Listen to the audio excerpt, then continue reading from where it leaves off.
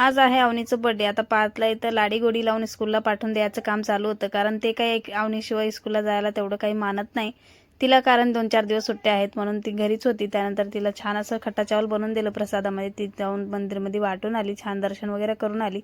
त्यानंतर आता इथं रात्रीच्या स्वयंपाकामध्ये चपाती आणि भाजी बनवायला घेतली होती मी. जास्त काही स्पेशल बनवायचं नव्हतं, कारण आमची तब्येत पण तेवढी बरी नाही आहे, तिला खोकला वगैरे लागलेला आहे थोडंसं, आणि घरच्या घरीच आम्हाला सेलिब्रेशन करायचं होतं, त्यामुळे जास्त काही बनवलं नाही. छान असं चपाती भाजी बनवून पूर्ण किचन ओटा वगैरे क्लीन करून घेतलं. आता हे दोघंही ट्युशनला जाऊन आले होते आणि हे सुद्धा आले होते. त्यानंतर सगळ्यांनी बसून मस्त असं जेवण वगैरे करून घेतलं. त्यानंतर आता केक कट करायला घेतलं होतं इथं. आता इथं सुद्धा माझ्या पार्थला मध्ये मध्ये करायचं असतं, तर जास्त कोणी नव्हतं, आम्ही चौघच होतो. तर छोटंसंच केक आणलं होतं याच्या पप्पानं.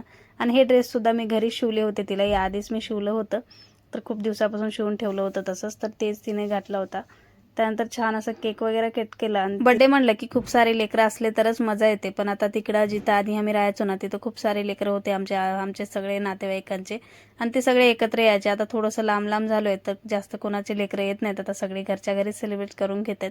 तर हा व्हिडिओ आजचा इथंच एंड करते. व्हिडिओ आवडला असेल तर लाईक, शेअर, सबस्क्राईब करायला विसरू नका. Thank you so much for watching my video.